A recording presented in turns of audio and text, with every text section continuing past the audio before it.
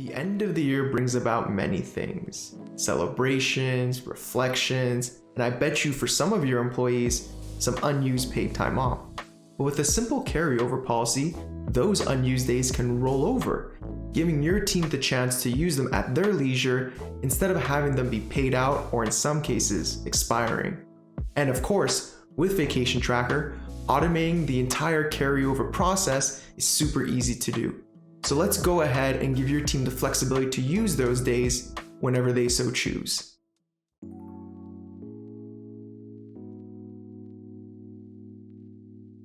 Hey, it's David from Vacation Tracker here, and today we have another exciting product tutorial for you, this time taking a closer look at the brought forward option that you can enable for any of your leave types. Now, a brought forward policy or rollover or carryover essentially means that you are allowing employees to bring forward any unused leave that they may have into the following year. This is a feature that is available for both plans, so if you're on the core or complete, you will have access to this feature. To get started, make sure that you're logged into your Vacation Tracker account, and then once you're in your dashboard, you're going to want to navigate to the left-hand menu. We're going to click on Settings to open it up further, and then on Locations, because it is here where we can edit our leave types and make any changes we see fit. So we're going to pick our location for today's example. I'm going to go with Canada, as I know that they allow bring forward policies in a lot of provinces. So once you click on View, you'll be taken to the settings page for that particular location, and then we'll want to go to the Leave Policies tab. Here, you'll see all the leave policies that are applied to that particular location, and if we need to make any changes to any leave type, we just got to click on the edit icon, which is on the right hand side here. I'm going to choose PTO. As you can see, there's a quota involved, and also it makes most sense as a lot of businesses do not allow sick days to carry over. Once I click on edit, I'll be taken to the settings for that particular leave policy. Now that we're in the back end of the leave type, you can see we have many options at our disposal. But for today's video, we're just going to be focusing on this section, the brought forward settings. Now, to enable brought forward, we just have to go from disabled and choose either limited or all.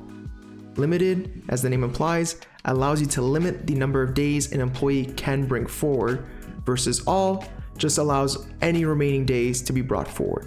Today's example, I'm just going to stick with all as it's simpler. Next, we just got to choose if we want these days to expire at a certain date.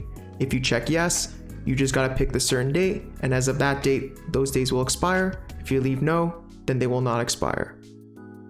Lastly, we have to choose when we want to apply these changes. Do you want it to be for future brought forward, so any upcoming leave dates, or you can see the other option here, which is previous brought forward and future ones.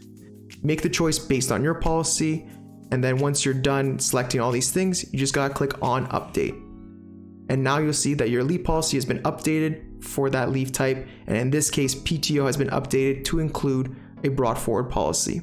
So now if we take a look at an employee from the location where we made the modification, which was Canada, you'll see that if we scroll down to their leave quotas section and we navigate to the affected leave type, you can see in the remaining section there's 17 days remaining, which would be brought forward. And as a reminder, if you hover on the tooltip, you'll see at the bottom there that all unused days can be carried over to the next period. Similarly, if we opted to limit the amount of days that would be brought forward, when a user or an approver or admin checks the leave balance of an employee and goes to the remaining section, you'll see that it tells them the maximum amount of days that can be brought over, which in this case I put as 5. And now your employees can turn leftover days into future getaways. Thanks again for watching this video. I do hope you find it helpful and informative. But as always, if you have questions or comments, you can leave it right down below and we will respond to you as soon as possible. In addition to this video, we have written a few help desk articles on the topic of rollovers, so if you prefer learning about it that way, do be sure to check those out. And if neither of these options are enough for you, you can always reach out to our incredible support team who's always willing to lend a hand. That's going to be all for this video. Happy vacationing!